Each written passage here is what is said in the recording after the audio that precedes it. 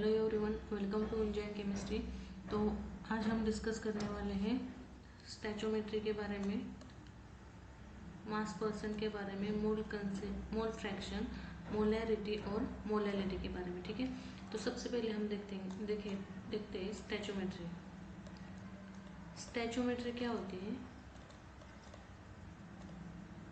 स्टैचोमेट्री मतलब आपके पास कितने नंबर ऑफ मोल से या फिर कितने नंबर्स ऑफ मोलिक्यूल से और रिएक्ट होने के बाद कितने नंबर ऑफ प्रोडक्ट फॉर्म हो रहे हैं या कितने नंबर ऑफ मोल्स या फिर मोलिक्यूल्स फॉर्म हो रहे हैं, इसे कहते हैं हम स्टैचोमेट्री। ठीक है, सपोज अगर हमने मीथेन का डिकम्पोजिशन देखा, मीथेन का डिकम्पोजिशन कैसे होता है? CH4 रिएक्ट होता है किसमें? CH4 रिएक्ट होता है ऑक्सीजन में। इसका डिकम्पोजिशन होने के बाद हमें क्या मिलता है? हमें मिलता है कार्बन डाइऑक्साइड और वाटर मॉलिक्यूल्स। ठीक है, सबसे पहले तो आपको देखना है ये रिएक्शन बैलेंस है कि नहीं है। देखो अब यहाँ पे कितने कार्बन है? 1 कार्बन, यहाँ पे भी 1 कार्बन। ठीक है, हाइड्रोजन कितने हैं? 4 हाइड्रोजन है, यहाँ पे भी 4 हाइड्रोजन है। ऑक्सीजन कितने? 4, यहाँ पे भी ऑक्सीजन कितने? 4। मतलब ये रिएक्शन क्या है? बैलेंस है। ठीक है, अब इसकी स्टैचोमेट्री क्या होती है?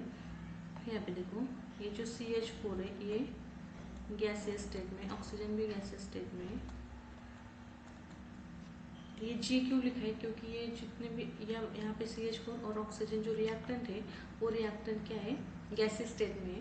वैसे यहाँ पे जो CO2 है, कार्बन डाइऑक्साइड, वो भी क्या है? गैसीय स्टेट में। और जो वाटर है हमारे पास वो भी क्या है? गैसीय स्टेट में, इसलिए हमने यहाँ पे G लिखा है। अगर ये लिक्विड स्टेट में होते तो हम लिखते हैं यहाँ पे L, और सॉलिड स्टेट में होते तो यहाँ पे लिखते हैं हम S। ठीक है, तो अब देखो यहाँ पे CH4 और O2 क्या है हमारे पास? रिएक्टेंट है। तो यहाँ पे क्या हुआ है? 1 मोल ऑफ CH4, यहाँ पे एक ही मोल है CH4 का। 1 मोल ऑफ CH4 किसके साथ रिएक्ट हुआ है? ये रिएक्ट हुआ है 2 मोल्स ऑफ ऑक्सीजन के साथ। ठीक है, 1 mole of CH4 reacts with 2 moles of O2। CH4 के 1 मोल से वो 2 ऑक्सीजन के मोल के साथ रिएक्ट हुआ है। रिएक्ट होने के बाद हमें क्या मिला यहाँ पे? 1 moles of carbon dioxide and 2 moles of water molecules. ठीक है, तो वैसे ही हमने मोल के केस में देखा है। मॉलिक्यूल्स के केस में क्या है? मॉलिक्यूल्स के केस में भी वैसे ही आता है। क्या आता है यहाँ पे? देखो कितने CH4 के मॉलिक्यूल्स यहाँ पे? 1 है। ऑक्सीजन के कितने? 2 है। कार्बन डाइऑक्साइड के कितने? 1, और वाटर के कितने? 2। ठीक है, मतलब 1 mole of CH4 reacts with 2 moles of oxygen, it gives 1 molecule of carbon dioxide and 2 molecules of water। ठीक है, तो ये हुआ मोल्स और मॉलिक्यूल्स के बारे में। अब देखो यहाँ पे हमने क्या बोला? CH4 का 1 मोल्स या फिर 1 मॉलिक्यूल्स है, इसे हम क्या कहते हैं? मोल्स या मॉलिक्यूल्स, या फिर यहाँ पे हम वॉल्यूम के केस में भी इसको देखते हैं। ठीक है, अब यहाँ पे CH4 के कितने मोल्स हैं? 1, ऑक्सीजन के कितने? 2, कार्बन डाइऑक्साइड के 1, और वाटर के कितने? 2। इसे ही क्या कहते हैं हम? इसे ही कहते हैं हम स्टैचोमेट्री। क्या कहते हैं हम इसे?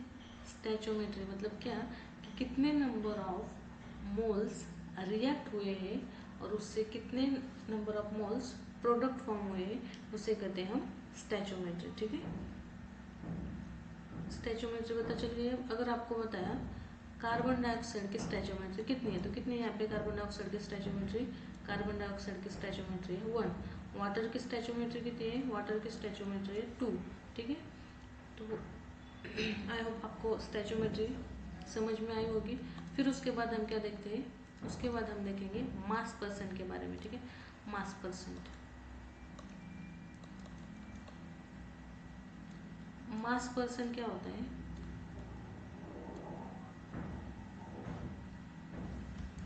मास परसेंट मतलब क्या है कि आपके पास कितने नंबर ऑफ,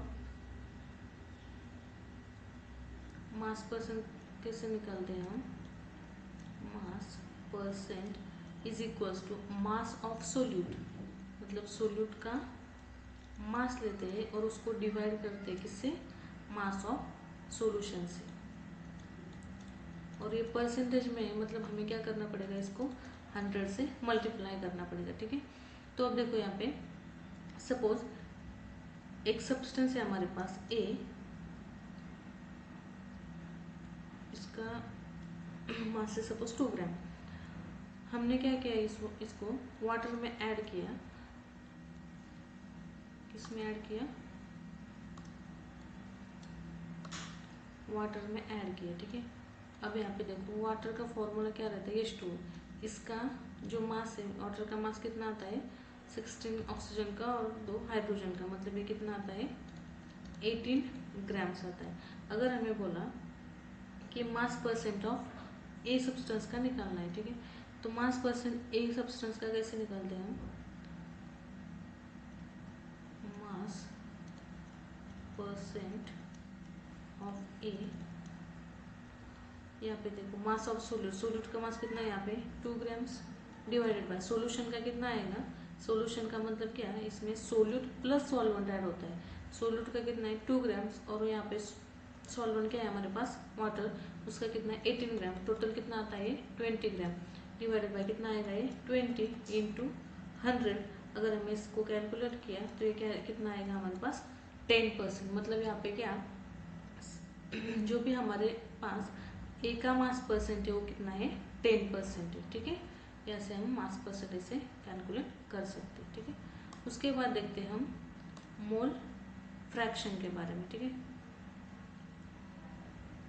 मोल फ्रैक्शन क्या रहता है, मोल फ्रैक्शन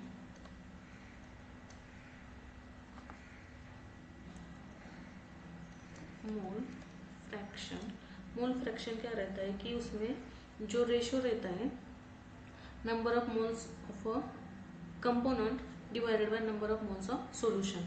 मोल फ्रैक्शन को कैसे निकाल सकते हैं हम, मोल फ्रैक्शन को निकाल सकते हैं नंबर ऑफ मोल्स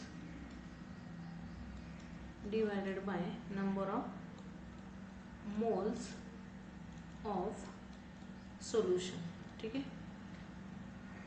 अब देखो यहाँ पे सपोज आपके पास ए सब्सटेंस है और बी सब्सटेंस है, आपको बोला गया है कि मोल फ्रैक्शन ऑफ ए का निकालो। ए का मोल फ्रैक्शन कैसे निकालेंगे हम, मोल फ्रैक्शन ऑफ ए कैसे निकालते हैं, number of moles of A, number of moles of A मतलब यहाँ पे ये डिनोट करती हूँ, number of moles of solution, solution में number of moles of A भी होंगे और number of moles of B भी होंगे, तो टोटल कितना आएगा N A plus N B. ये क्या आ गया आपका मोल फ्रैक्शन ऑफ ए। वैसे अगर हमें मोल फ्रैक्शन ऑफ बी का निकालना है तो क्या निकालेंगे हम, N B divide by N A plus N B, ठीक है। ये किसका है मोल फ्रैक्शन ए का, और ये मोल फ्रैक्शन किसका है, ये मोल फ्रैक्शन है हमारे पास मोल फ्रैक्शन ऑफ बी, ठीक है। उसके बाद क्या देखना है हमें, उसके बाद देखते हैं मोलैरिटी के बारे में। अब किसके बारे में देखना है हमें, मोलैरिटी के बारे में। मोलैरिटी क्या होती है, मोलैरिटी मतलब number of moles of solute, molarity is equals to number of moles of solute divided by volume of solution in liter, ठीक है।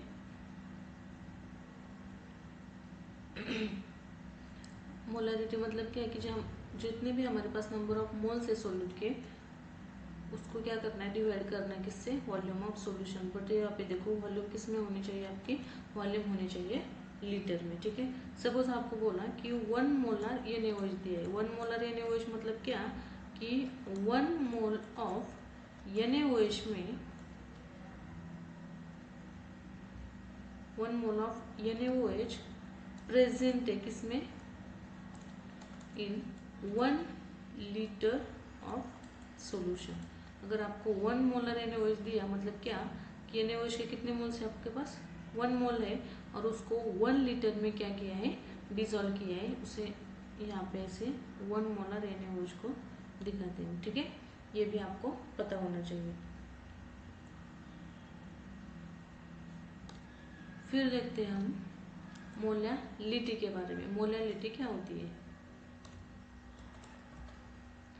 मोलैलिटी और मोलैलिटी में एक ही डिफरेंस है। मोलैलिटी में क्या देखा हमने? मोलैलिटी में देखा number of moles of solute divided by volume of solution in litre, ठीक है। मोलैलिटी में भी वैसा ही है। मोलैलिटी में क्या है? Molality is equals to number of moles of solute divided by, यहाँ पे मोलैरिटी में क्या था? मोलैरिटी में था volume of solution in litre, but यहाँ पे जो मोलैलिटी है, मोलैलिटी में आता है आपका mass of solvent in KG. Mass of solvent in KG, ठीक है। यहाँ पे मोलैरिटी में number of moles of solute तो है, बट इसमें भी number of moles of solute है। सिर्फ डिफरेंस क्या है? यहाँ पे देखो number of volume of solution in litre है, बट मोलैलिटी में क्या है? मास ऑफ सॉल्वेंट किसमें है? केजी में। किसमें? ये केजी में। ये डिफरेंस आपको पता होना चाहिए, ठीक है।